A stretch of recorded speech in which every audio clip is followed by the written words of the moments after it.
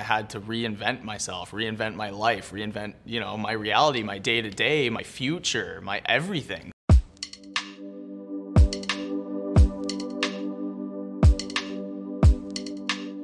My name's Zac Bell. I'm from Muskoka, Ontario. I think just from a young age, being born in obviously smaller town in Northern Ontario, right? Big hockey culture, big hockey family. I was sort of born into the whole hockey scene. Unfortunately, I do not play anymore. I signed a contract in the NCDC with Twin City out in Maine, and I was so excited to go out there and start my journey and then move on to the NCAA and start pursuing my future. But unfortunately, I took my 6th and 7th head injuries during that season, and I sort of just wasn't able to ever sort of fully come back from that. When I was told, the dream's done, you gotta really seriously think about your health, that's sort of where I was like, okay, I have this void, and how can I fill that?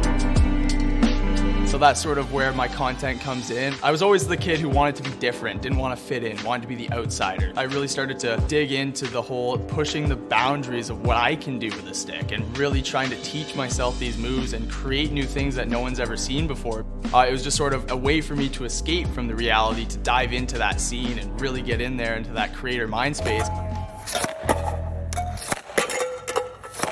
Of course, there's a lot of people who didn't sort of see the vision that I have, and hockey's such like an older, hard-headed nosed sport that it's really a tough sort of niche to be different. If we put a lot of work into something, some of these negative comments, it does affect you, but we know what the internet's like. None of this stuff's new to us anymore. He always says if they want to put negative energy out there in an Instagram comment, he'll take that negative energy and turn it into something positive. I had death threats when I was 14 years old, so you can sort of imagine what that does to a 14-year-old going to school. We would be playing, AA hockey tournaments, and I'd have 100 kids in the stands just waiting, watching, coming to the glass, chirping. The mindset that we have, as long as they're talking about us, then we must be doing something right.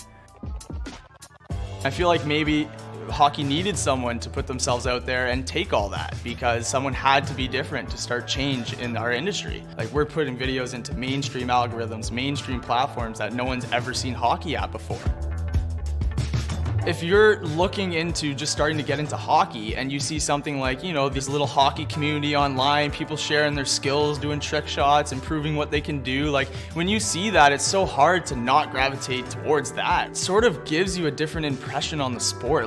What I really hope that resonates with kids when they see that is just a different side to the game. I just want to show them that, you don't have to go to the NHL, you don't have to do these things to pursue a life or a career or anything in the sport. We're really just trying to grow the game as a whole. Anything to really sort of inspire the youth to pick up that hockey stick. If I could describe my barn, it would be right here, right now. I get to play pond hockey and just mess around with kids and teach them moves and just see their eyes light up at the excitement of the sport, and just seeing the genuine love and energy firsthand is just the most amazing feeling, and I wouldn't trade it for anything. For me personally, hockey was an escape to find who I am, and finally finding that and finding Always Hockey and really creating what I have created over the last 2 years. I think everything that I went through my whole life with hockey was to get me to that point.